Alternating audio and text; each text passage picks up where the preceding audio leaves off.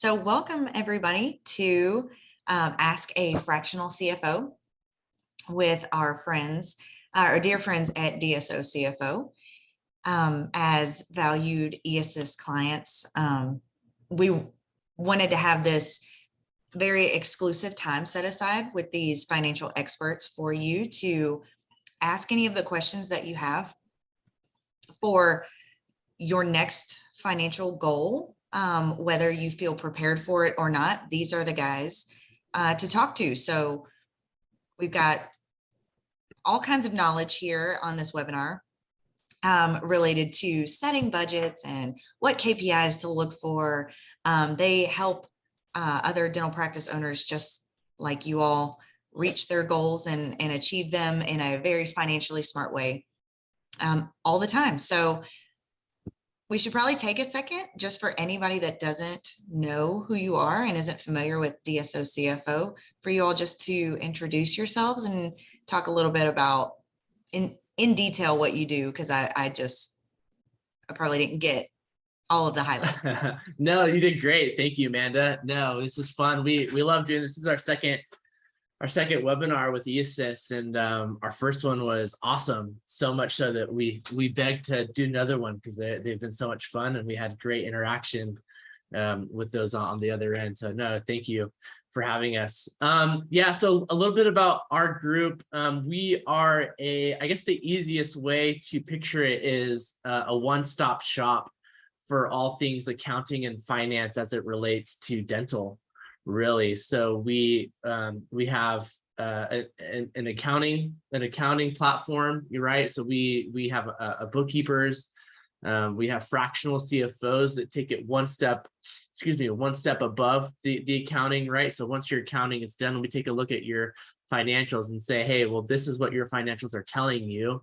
Here's some areas that either you can improve on or areas that you're doing very well on, right? Are you hitting your goals? Are you not? Here's what we can do to help you get just a little bit closer to what it is that you're trying to achieve on the professional level. And then in addition to that, we have a CPA level, I guess a CPA arm, if you will, to our business as well, that also focuses, again, just on dental, on both the professional and the personal side as well. So we are niched. We've niched ourselves in dental. We don't play in any other space. We feel like that there's so much going on that you have to have a designated focus to dental only. So yeah, that's kind of us in a nutshell, if you will. T, if you want to kind of go into a little bit more detail. Yeah, my name is T. Hughes. I'm the CEO of DSO CFO. And I think just a little bit of background of why we started DSO CFO. We were running our own DSOs and felt like when we were going to the conferences, we were running into not a whole lot of information as far as how do you get the financial stability or the financial trajectory of where we want to go as a DSO. And whether that was lack of information from what we needed from the banker side, or it was an accounting firm that could really get us to the next level. And so with our background, it made a lot of sense for us to create DSO CFO because we kind of bumped around until we figured out a lot of things for ourselves, and then found experts in the industry that were really able to guide us and direct us. And then we were able to really establish ourselves as providing services that move those multi-practice and DSOs to the next level. And a lot of that is just providing that financial lens around strategic decisions. And I think that encompasses kind of what we are best at, is making it so that we are helping our clients look at their business in a financial lens and making it so that they can say, okay, well, here is the best option or the best choice to move my business forward. Well, thank you. Yeah, this is really exciting for us to be able to do for our clients, to have just dedicated, very intimate, casual time with you all as experts in your field, free of charge, right? And they can come and ask any of their burning questions. We did have clients that couldn't make it on the live webinar, but are excited to watch the recording and did go ahead and send some questions. So we've got lots of questions, but any of you all that are on live. Thank you so much for joining us. And you can either drop your questions in the chat or you can use the Q&A function. That's what this entire hour is going to be for, is just T and Austin answering your questions. As eAssist valued clients, you are seeing your collections increase and your collection ratio go up. And so you may be looking at your bank account and you're thinking, I'm ready to move forward with my next financial goal. Or you may be looking at your bank account and thinking, why do I not feel ready to reach my next financial goal? So either place that you sit, these are the guys that you want to talk to and ask any of those important questions to either feel ready or go ahead and take the next step, because that's what they do. Awesome. Thanks, Amanda. Yeah. Well, we can go ahead and kick off the Q&A with one of these submitted questions. Maybe that'll get everybody's brains turning and figure out what they want to ask. So let's start off with a really great one that applies to everyone. So what are the general dentist KPIs? And KPIs are key performance indicators, correct, Austin? Correct. Yeah, no, yeah, that's great. That's a great question. Yeah, so just to highlight on key performance indicators a little bit more in depth. So these are like the main items that you want to focus on from a business owner. Pardon me. So those things are obviously revenue. Obviously, you can't run a business without revenue. So that's the number one KPI. Two is and then it focuses on your expenses, right? So what's a main expense that takes place in a dental practice across the board? Well, supplies, right? Supplies is a KPI, right? Another one is lab fees. Maybe there's some that have, if you're a little bit more sophisticated practice, maybe implants or some ortho expenses, right? So those are some KPIs, right? That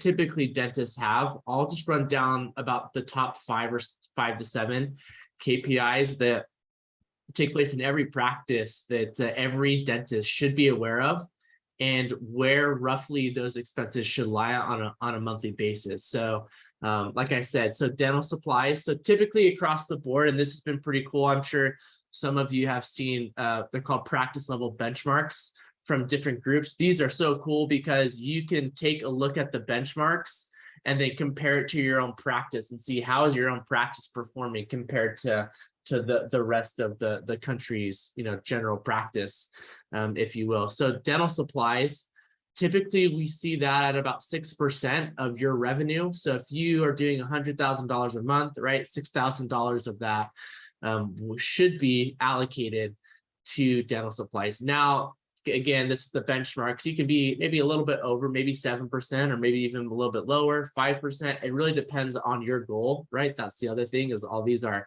a little bit personal, if you will, or they are related to your own practice's goals. Each practice is different. So 6% for Austin, supplies. Yeah. Yeah, sorry, just quick tangent on what you're saying, and just to reemphasize why this is so important. We've consistently heard from our clients that labor costs are getting driven up. And so Austin's addressing one thing, that's dental supply, and we see that as dental supply. We want to be on target at 6%. That can be customized to your group. But like, for example, tracking on what's happening with employee costs, where we're having to provide raises just to keep assistants that normally in a standard situation would have been fine at a certain pay rate, but we're finding ourselves having to pay more. So a KPI like understanding what your payroll cost is and tracking that payroll cost is critical to making sure that we're tracking as an organization and that we're doing what needs to happen so that we can move forward in an effective way. So what Austin is highlighting is all these different KPIs that can be customized to your organization, or better said, should be customized to your organization, so that you can respond accordingly to the different things that are going to change. It's not like one day you wake up and all of a sudden your expenses are out of whack. It's not like all of a sudden you're like, oh my goodness, my dental supplies are way out of whack. It's usually like a slow change of inefficiency is kind of a way to look at it. It's like slowly we're becoming less efficient with our dental supply spend. And next thing you know, you're at 8 or 10% of your dental supplies. It's not like that happens overnight. And so these KPIs really get it so that you can track what's happening within the organization and make changes accordingly. Sorry to take us off in a tangent. No, that's good. I think that's great insight, T. Yeah, so we'll touch on payroll KPIs here in a second here. So we had dental supplies at 6%, lab fees at 5% is typically what we see, again, plus or minus in that range. Marketing expenses, which is also very important for growth, at 3%. And we're happy to provide this to anyone who requests. We do have this all written down, and we track it. We're also happy to provide other groups, right, that provide this as well as support as well. But happy to do that. And then payroll expenses is about 50%. 50% of your expense, of your revenue should be going to payroll. Again, plus or minus, depends on the goal. And then below that, you have rent. Roughly your rent should be about 6%. And then ultimately, when it comes down to the bottom line, we're hoping to see practices get anywhere between 10 and 15% of their top line, right? So you're making a profit after you've paid your staff, after you've paid yourself, after you've paid all the expenses of the business, you're walking away with 10 to 15%. Now, I know I mentioned $100,000 a practice, right? It could be 100, could be 200, could be, whatever, but 10 to 15% of your bottom line, is kept so that you're able to grow, you're able to build a little bit of a savings, for a rainy day for your practice. But yeah, that's pretty much in a nutshell the KPIs. Again, happy to provide more information if anyone has or would like that. Yeah, Thanks, well, Amanda.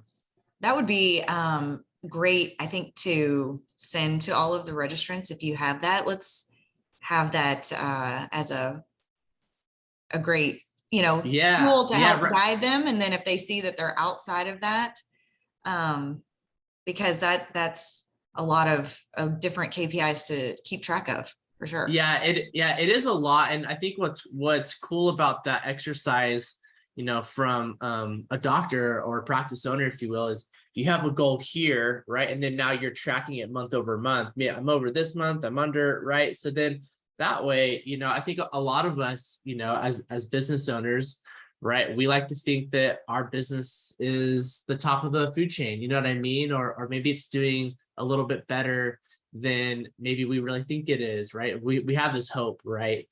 So it's a good opportunity to see, hey, are my goals maybe a little too unrealistic? Or, hey, I didn't, we're totally beating our goals. Maybe we should adjust our goals for like higher goals, aim for the stars and you hit the moon kind of a thing, So happy to provide that. We have that, so I can send that to everyone after this meeting. That would be great. We do have a question that came in as a follow-up to those. Specifically, do you include the owner doctor's salary in that 50% salary KPI, or does that come out of that 10 to 15% profit? Yeah, T, you want to take that one?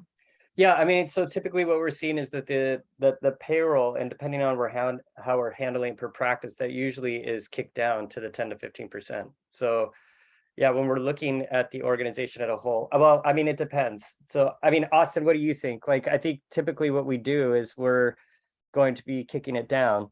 So it really varies per practice. We have some practices, and then this is where your payroll kind of differs a little bit, right? But if you're kicking it down, then your payroll is going to be a little bit better than 50%. Maybe it's 47%, 45%, right? And that kind of goes back to the whole customization of your practice. But you can kick it down to that. I'll say it's probably about 70-30. Our clients, our doctors, doctor owners, they're paying themselves in that payroll. They're not going too much into the whole tax side of things, but by doing that, you're ensuring that you're getting a W-2, right? And then you can pay yourself a distribution or whatever outside of that. But yeah, like I said, about 70% of our clients, they're including themselves in the payroll, in that 50%. But then again, and I don't mean to repeat myself, it really does vary on the practice. I mean, we're finding that multi-practice locations, they will typically kick it below because they just want to see, hey, what does payroll look like, without the doctor? Because the doctor's running around in different practices, right? And so they aren't necessarily contributing to one practice per se, right? Throughout the entire week or day, whatever, what have you. So yeah, typically a doctor will go below and get kicked out.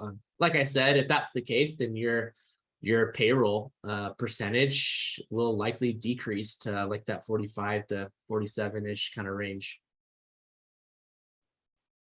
Great. Well, we did have a question come in that I missed right at the beginning, and I apologize. But question is, do you all work with private practices or only DSOs? We work with private practices. In fact, we're probably about 40% of our clients are single practices. I would say a better way to look at what we do is people that are wanting to take their business to the next level. Mm-hmm. So we're finding ourselves that are people that are looking for financing options, that are trying to get their financials in a position where they can look at possible private funding options or banking funding options or SBA options. And so we can step in and we can get their financials to a position where they can be really strategic in how they're going to make that next move. So single practitioners, we very much welcome them. In fact, those are some of our best clients because they are really dialing in the protocols and the systems at the single practice that are getting ready to either expand that single practice into specialty or increased operatories or better opportunity for the business, or they're going to take that model and expand it out to another location. Right. Yeah, I think mindset is the big thing. Yeah, so it really doesn't matter what size or kind of practice you are. It's the mindset. Are you wanting for growth? Are you wanting growth? Are you wanting to go to that next level? Like T said, doesn't really matter, and we don't really have a preference. I mean, if you are one practice and you need books, awesome. Like everyone needs accounting to be done, right? Or are you one practice and you're considering maybe walking away in 5 years, right? That great. Look, you're still wanting to take yourself to the next level and that next transition to your life. Great. Are you one practice and you want to buy it, you want to acquire another practice? Awesome. That's perfect. So yeah, I think it's all about mindset and, what are your ultimate goals there? But yeah, we handle all sizes and shapes. Awesome. Well, for obviously all of the registrants of this webinar are interested in having questions answered by you experts, but the financial review and using softwares and things like that may be completely new territory. So for one of the questions that somebody submitted, which I think may be relevant to a lot of registrants, is which accounting platform do you prefer that dentists use? And I feel like I don't know any of them, but I'm not the expert. So this is actually a very well-timed. Yeah, this is a well-timed question. Funny enough, I actually put a poll. I'm on LinkedIn every day. I really like LinkedIn. It's actually been a really fun atmosphere and a community to interact with a lot of dental professionals. There's a lot of dental professionals on LinkedIn. So it's been really fun to interact with people. I've been throwing up a couple polls the past couple of weeks because I'm just curious what everyone's heads at. I actually asked, and then I can add our opinion, but I asked my network of a couple thousand connections in dental that I have. I asked them, what do they prefer, or what do they use for their accounting?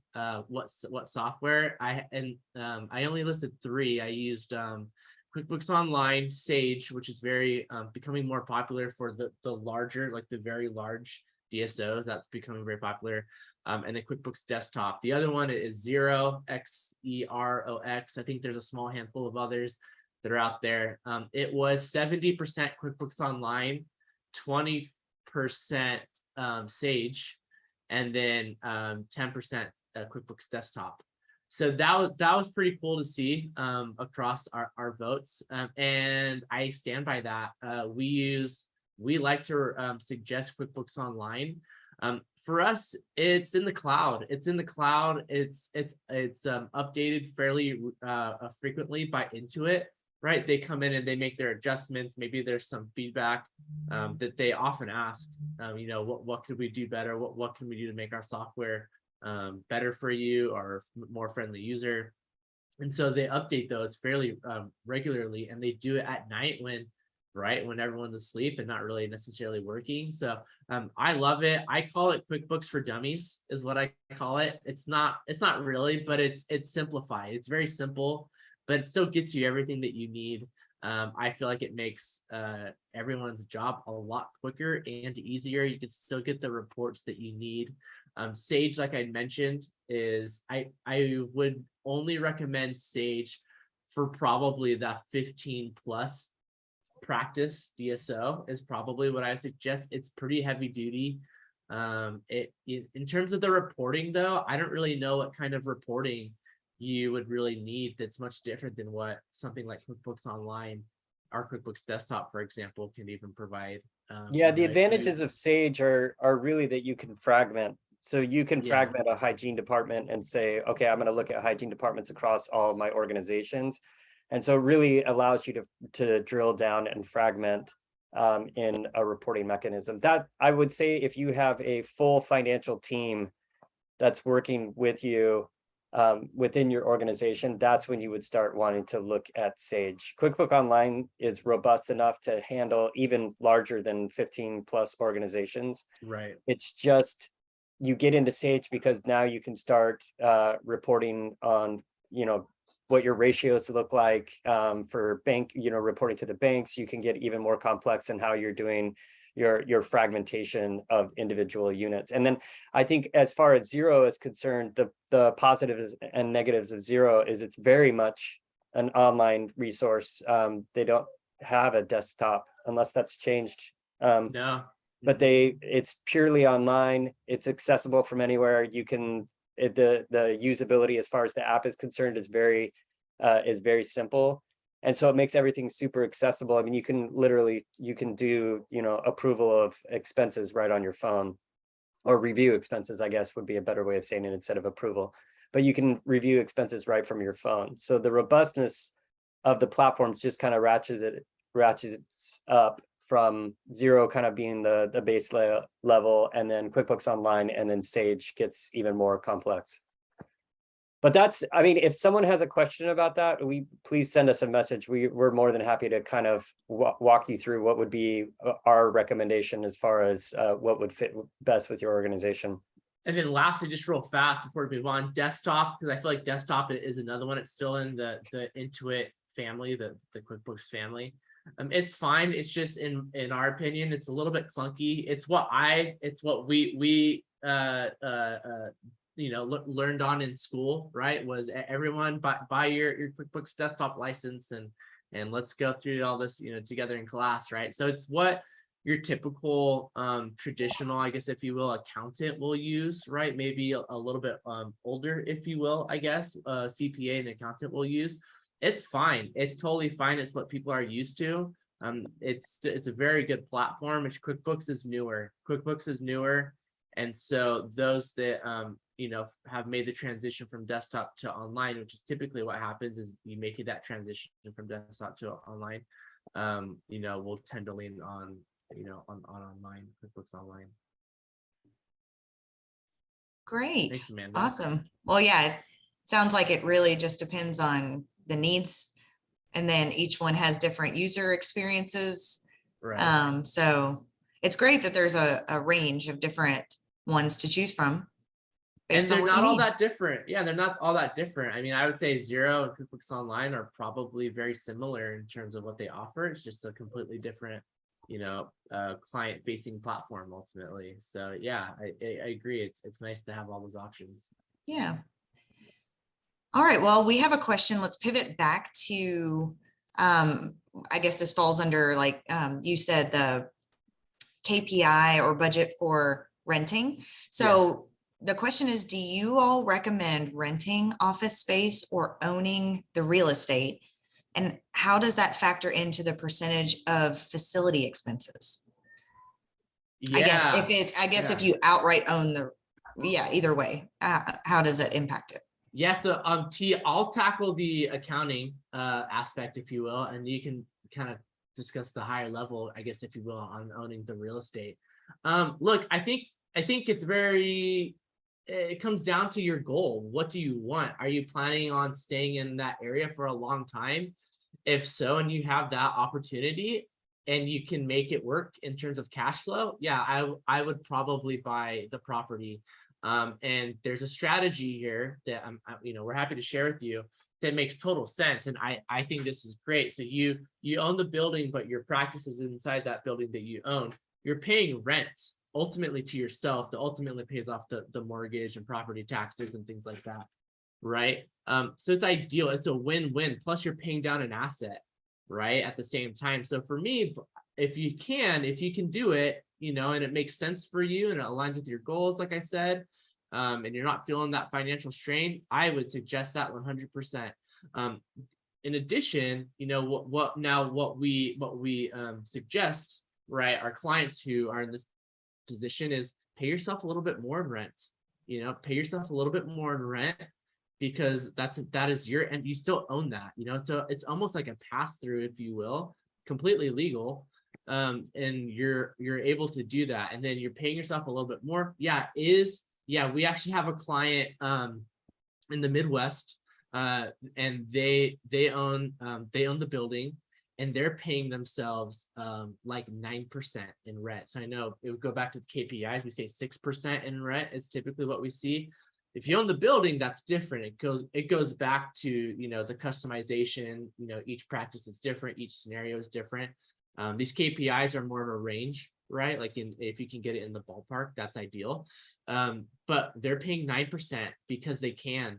Financially, they can do it. They're paying themselves through.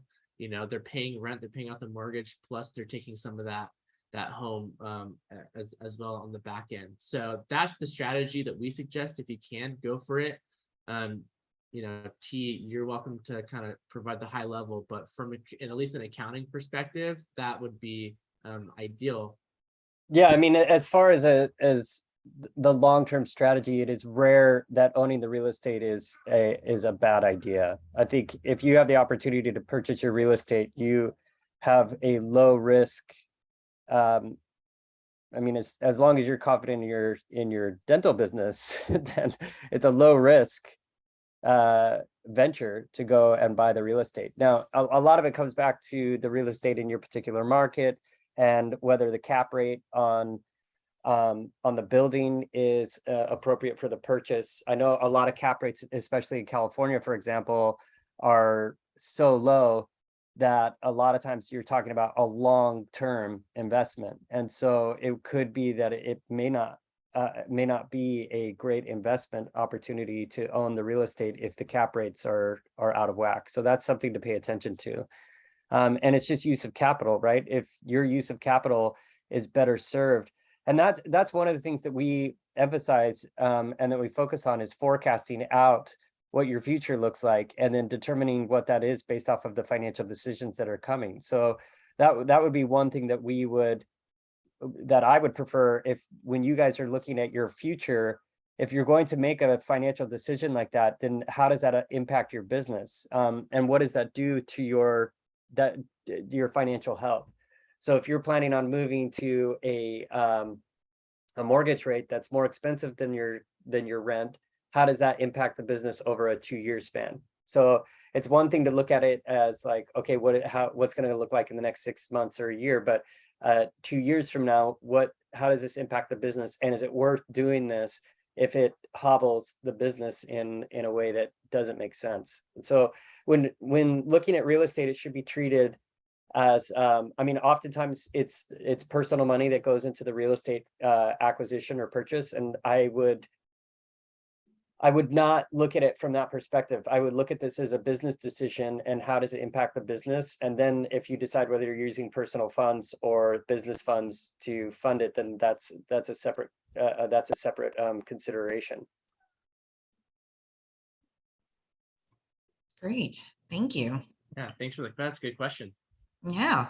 All right. Well, let's move over to one submitted that they want answered during this exclusive time that you all have set aside. Thank you again. So this is a really good one. In keeping with the expenses, what expense areas have you all seen that typically negatively impact a dental practice? Yeah, that's a good question. Oh man, it really just varies again. I know, and I apologize for keep saying this. It really just depends on the practice.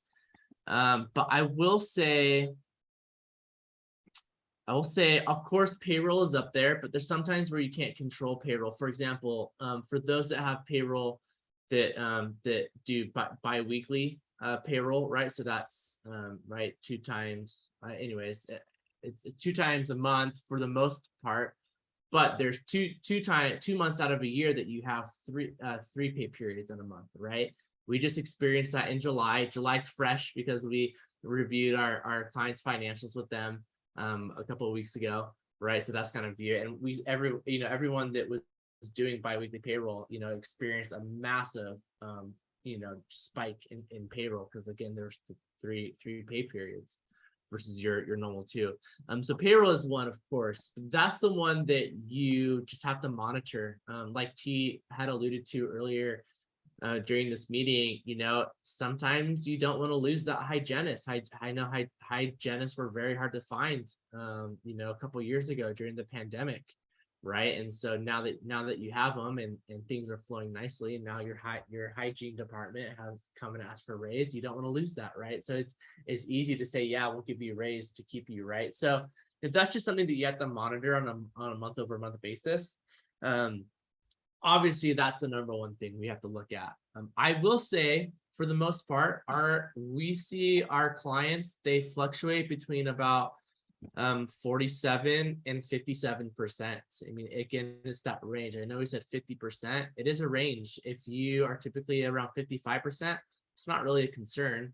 You're just a little bit higher in that range, but you're still within the range, right? So anyway, so that's one, of course, right, that you just want to track on a regular basis. And if it's consistently pushing high 50s, low 60s, then you've got, you've either have a production problem, or you're just simply paying people too much, is what it comes down to. The other ones is supplies and lab fees. Not so much lab fees, but those are the 2 ones that we typically kind of see, that sometimes, supplies, you need to order supplies to meet your demand, right? That's typically how that goes. But sometimes it is a little bit higher. Maybe whoever's ordering supplies maybe isn't as aware of what they're doing. Maybe they're not taking advantage of deals, right? We know that groups like Shine and Patterson, for example, they have deals like a 3-for-1 deal kind of a thing, right? That is applicable to your practice. Maybe that there's opportunities that aren't getting taken advantage there. Right. So those, I would say that kind of, I know I've mentioned kind of 3, the supplies, lab, and payroll. Those would be the 3 that we typically see is, hey, that's kind of crazy this month. What's going on here? Right. That will immediately impact the bottom line. T, what are your thoughts on that? One thing I was going to say is, in our first launch meeting with our clients, one of the first things we talk about is the difference between revenue and expense. And for dental, for the last 20 years in dentistry, there's been a heavy emphasis that if you just increase the revenue of your practice, then everything will get better. And I think there's a fallacy there in believing that if you just increase your revenue, then all of a sudden things are going to increase because you're going to have more margin dollars to deal with. I would say that those are the ones that Austin mentioned. Those are 3 that you should definitely look at. But oftentimes what we're finding is a messy chart of accounts. So when you have financials that aren't clean and your chart of accounts aren't clean and delineated, then you're going to have miscategorization of expenses. So we oftentimes find clients that will come in with dental supplies that are at 12%. And we're saying, what's going on with this? Why do you have 12% in dental supplies? and they'll come back and say, well, let's look at the actual expenses. And so we'll drill down in the expenses, and they've miscategorized a small equipment or whatever it might be, or a service plan or a guarantee or whatever it might be, a warranty or whatever it might be. So there's miscategorization. So that's the first thing that I would look at when I'm looking at my books. The second thing is, when you're going through your expenses, it's very easy to throw away some of the smaller items because you're like, I mean, 1% for dues and subscriptions, that's fine, whatever. Drilling down into those expenses, so the KPIs are good indicators of what's going on with your business, but drilling down at least once a year or twice a year or once a quarter and figuring out what's in those things and just paying attention to those, working with your accounting group, that I think it creates this financial literacy that's really important. So in that first meeting, what we do is we say, hey, so let's say your gross profit margin, banks, let's just say 750,000 to $1 million practice. Banks are going to want to see that your gross profit is somewhere between 20 to 25%. They really want you to be at 30%, but realistically, it's going to be 20 to 25%. Okay. So if you're in that realm, they're going to consider you bankable. Okay. And if you're going back through and you're saying, all right, at the end of the day, gross profit wise, let's just say that's take home just for the sake of argument. Okay. So 25% is gross profit. If every dollar coming in, that means that you're putting a quarter to 20 to 25 cents into your pocket. Now, if I go and make an additional dollar, I'm still only putting 20 cents to 25 cents in my pocket. If I go back to my expenses and I say, okay, dues and subscriptions, this is out of whack. I have a magazine subscription for a magazine that hasn't made it into my office that I'm paying, $20 a month. Every one of those $240 from that magazine is going to go back into your pocket. That's an additional $240 that you didn't have. And so it might seem like, I run it pretty tight, but I guarantee you, if you haven't done this exercise, at least in the last year, if you sit down and you go through, you're going to find things that you're paying for that are either erroneous to your business or that could be modified. And I'll give a perfect example. We went through this exercise with one of our clients and we said, what are you guys doing for TV? And they said, oh, well, we have TV at every station. So every operatory has TV. And we were like, what are you paying for that? They were paying $120 per operatory. And so they had 12 operatories. This ridiculous amount was going towards TV. We said, if you sign up with Netflix accounts, or if you do Netflix and Hulu or whatever configuration you want, you're probably looking at $40 a month. And that would be robust, right? And so we went from $120 a month down to $40 a month. Now, again, that's $80 per operatory that goes back every month into your pocket.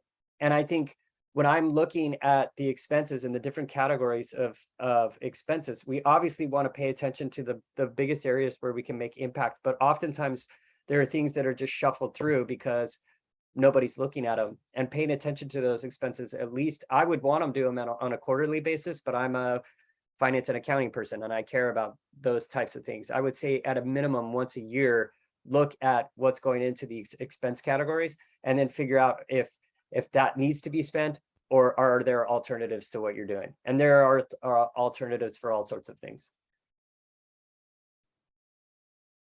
That's great. Great advice. That's why we have you all here, right? Because you know all there are things to do that we should be doing regularly. Well, we had a question come in that is really interesting, very, very interesting. I love this question. So it says, what are some key metrics to look at when deciding to add another doctor to the practice? How do I become more attractive than the DSO looking to hire the same dentist? Yeah, that's a great question. T, Yeah. you are you're actually speaking on that on something similar to that in Vegas in a month. Yeah. Do you want to tackle that? This is a really interesting question, because competing with those DSOs that are. So let's go back to the financing aspect of it. If we're looking, and this is like a circuitous way to answer this question. If I'm a single doctor practice and I'm going back to these numbers again, if I'm doing 750,000 to $1 million, my gross profit needs to be to 20 to 25%. If I'm adding a second practice on, then the assumption would be that that second practice is doing upwards of 1.3 million, but we're down to a 20% gross profit would be the top of that. So when you're trying to acquire talent, especially with an associate or hygienist, you want to look at how are you going to do that, regardless of whether it's in your primary location or a secondary location. How is the business going to support that individual? Now, whether you're paying them on a 35% of production or a 30% of collection or whatever it might be, back into that. So if I want an associate that has some experience, 5 years of experience, what realistically would I need to pay that person at $600 or $700 a day or whatever it might be in your market? You know, it varies per market, and extrapolate that out based off of a daily rate. Then also look at your business from a percentage of collections. If you were to say, okay, I need to increase my business by X in order for this person, whoever I'm hiring, to have a competitive salary. And I think that's what's key. I don't know that it's so much, do I have to offer exactly what the DSO would be offering, or the multi-practice or the corporate dentistry or whatever it might be. Are you creating an environment where it's going to be more conducive to the type of individual that you want to be there? I think that's really what it's after. We saw, especially when we were working in California, we saw a lot of groups that were trying to compete with the local DSOs in their offerings. And ultimately what happened is they realized many of these single practice or smaller DSOs that we were working with, they didn't need to compete directly with the DSO, because these larger DSOs or this corporate dentistry, because what was happening is they were using these as kind of like a dental mill, a lot of them. And so that there was this consistent turnover. And so what it is looking at, I mean, we'll talk about the financial perspective, and I'm getting down into more of the ethereal stuff, but like when you're looking at what you're offering the dentists that are coming out, I wouldn't look as much as like, I have to compete dollar for dollar or anything like that. Is what's the opportunity that you're providing this individual? Is there a realistic path to ownership? Is there not a competitive necessarily path to ownership, but maybe there's an opportunity where you can give ghost equity. So ghost equity being, as long as they're there, they can take a percentage. It's more like a revenue share. Is there a revenue share model where where they can participate in the upside if they help increase the practice? And that's one of the areas where I've seen pretty consistently where people are undervaluing what the associate is bringing, because they put so much value to the fact that I built this, I put this on the map, and you're just coming in and taking advantage of what I've already put in place.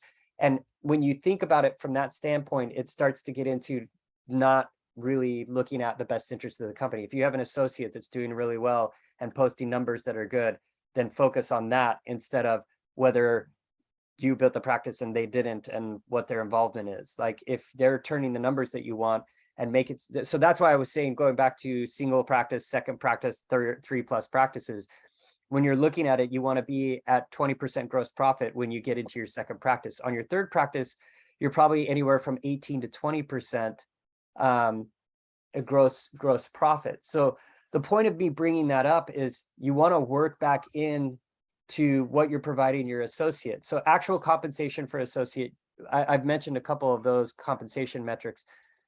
If you want a long-term associate, I would look at something that is either a percentage of net production or just straight collections.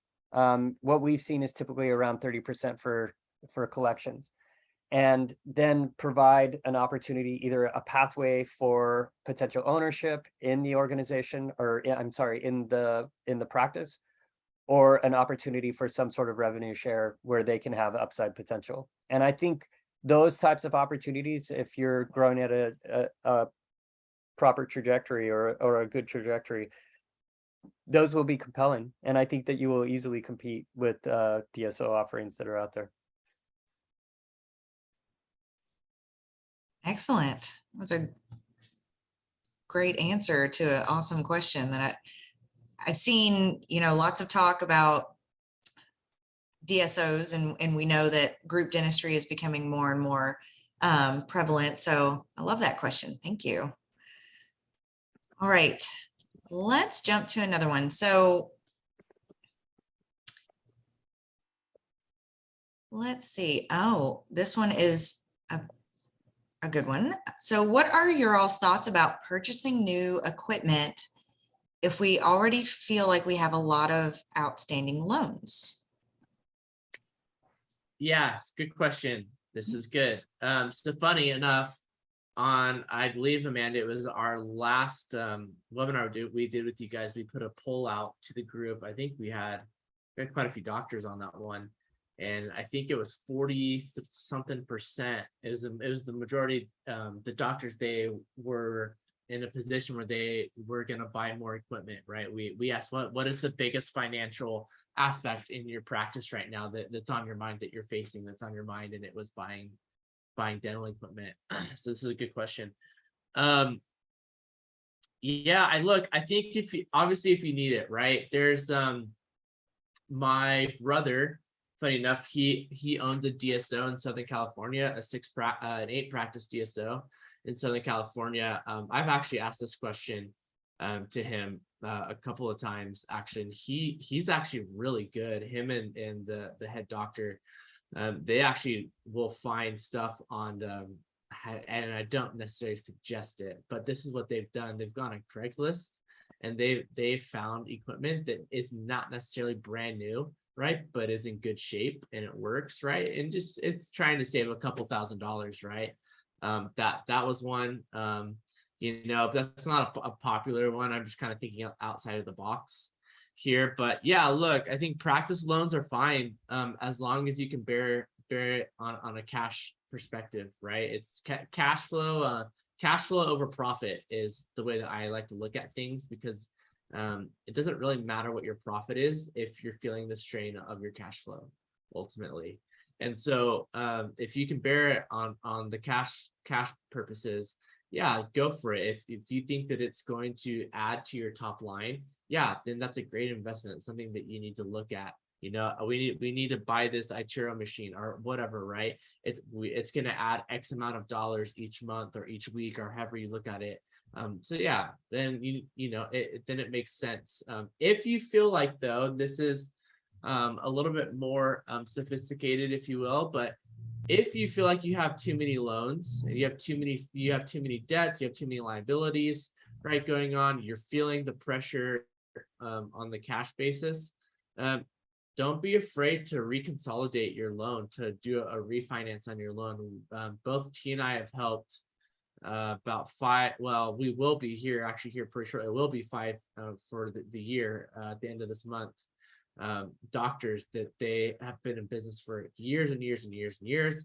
They have accrued all these liabilities, some of them even student loans that they're still paying off, but you can refi that. You can get a practice specific loan and refinance that. In fact, we're doing that now with a client. They got a loan a couple years ago, but it wasn't a dental practice loan. And now that banks are becoming more aware and more alert of dental practices and what's going on in the dental space, they have these dental practice loans that they have that it fits very well with what practices are doing. So you can wrap all these loans up together and then stretch it out in a way where it makes sense. So look, you don't want to put more debt on, but if that debt doesn't change and it increases your cash flow, then that's a no-brainer. Just in closing on this topic, I'll give you an example. We have a client. They have 2 practices. They've been in business for many years. They're spending about $42,000 a month alone in just debt expenses. It means they're paying off principal and interest. The total of everything is $42,000. That's a lot. They're feeling the strain. We hopefully by the end of this month, we'll close a refi or a reconsolidated deal for them where that $42,000 a month drops to $15,000 a month. So ultimately, we're saving them close to about $30,000 in cash flow every single month. So it's just something to consider. It's not something to be afraid of. It's something just to be aware. What are your options, and does it make sense for your practice? Is it something that you guys can bear, and it's something that you're willing to do? So there's options all over the place. It's just knowing what those are. Yeah, I would say on top of that, one of the things that, I mean, Austin's touching on it, is your debt effective? Are you using your debt dollars effectively? And I think that's where a lot of people get astray, is they're like, well, we got to have this piece of equipment. Well, we're getting these great financing terms. And so then you have one loan out there that's 7%, one loan that's out there that's 4%, one loan, they're kind of like all over the place. And oftentimes what we find when we start asking these questions to our clients is they don't even know where the debt documents are. They don't know where the loan documents are. And so that doesn't necessarily matter to me as much as the debt working for you? Is the debt working for you, or is it working you? And I think that a lot of times what we're finding is, even oftentimes, most of the time in a successful practice, the debt is working them. And so then they find themselves in a position when they're paying so much more debt than what should be allocated to a business of their size, just because they haven't been paying attention to the loans, all the different loans. And so I would say step one, when you're looking at your loans, number one, get them all together. Make sure you're looking at the terms. Number two, look at some group that can help you in the consolidation aspect of it, or even talk to your bank. Like, go back to your bank and say, hey, listen, I've got loan over here, I've got a loan with you, I've got a line of credit with you. Like, what can I do?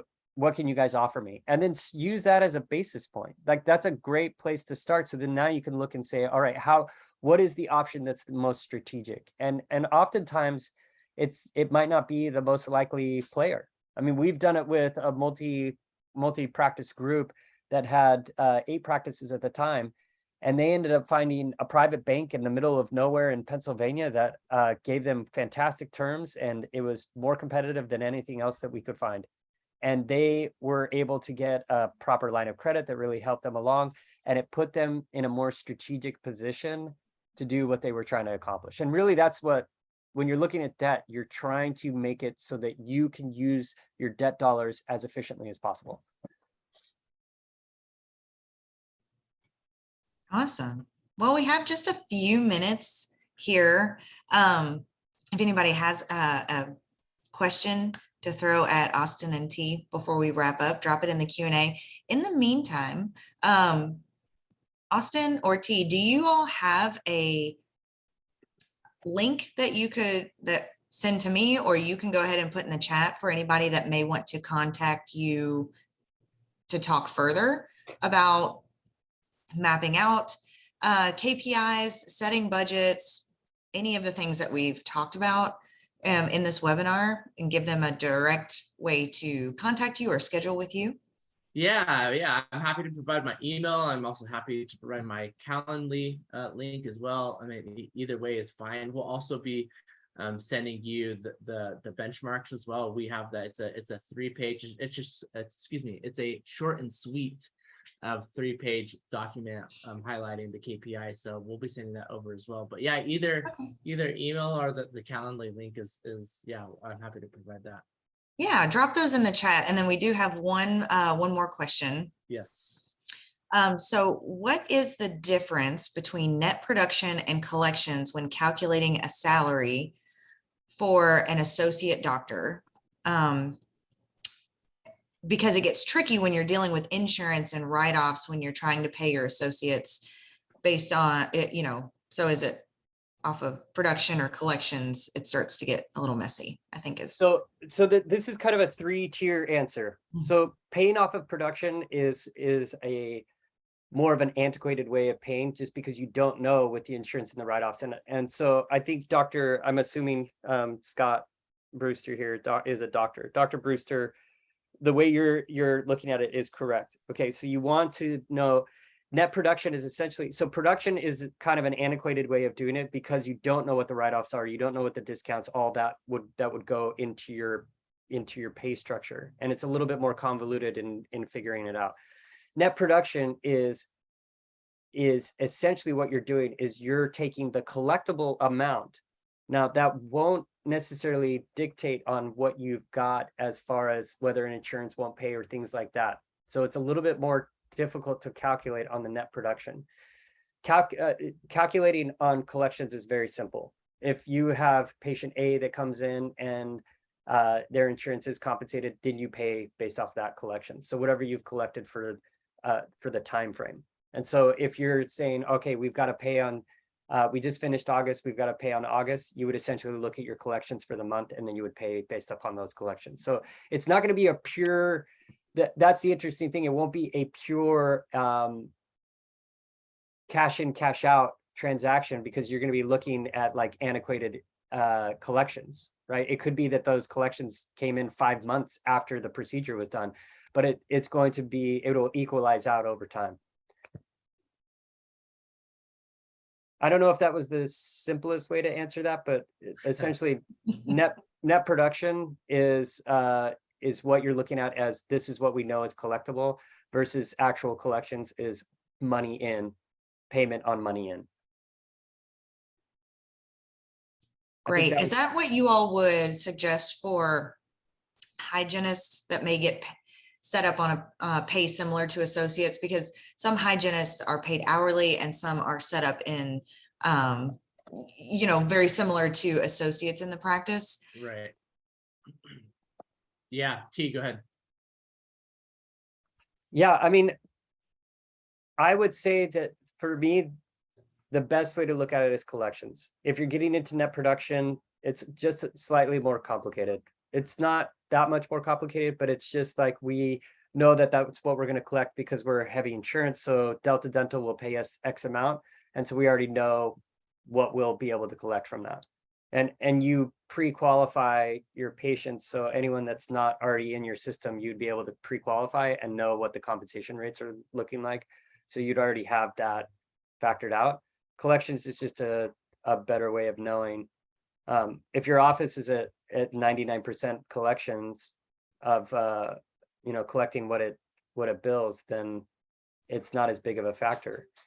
It gets a little complicated depending on the KPIs of your practice. I mean, if you're at if you're plus 98% collection rates at your practice of the money that's there, then there's an opportunity, then it might not matter that you're doing net production. But collections is always a more simple approach. There are preferences both ways, but I would always defer to collections. It's simpler. Well, thank you guys. This was really great and super informative. All of the attendees today, as well as the registrants that weren't able to make it live, will be receiving the recording for this with all of these great answers to these questions, as well as any other fun little nuggets that Austin and T want to put into that email as far as, helpful documentation or forms, just things to help guide you through looking at your financials. And then Austin has put his email in the chat, so feel free to reach out with any other questions, or if you want to schedule a time to talk to Austin and T, really in depth about the financials of your practice and your next financial goal. That's what they're here for. And we appreciate you all taking the time to answer the questions of our valued clients. Yeah, this is a lot of fun. I look forward to doing these in the future. Thank you, Amanda. Thanks for everyone who participated and for your questions. These are fun. Great. Yeah, thanks for having us. Thank you. Bye. All right, thanks, guys.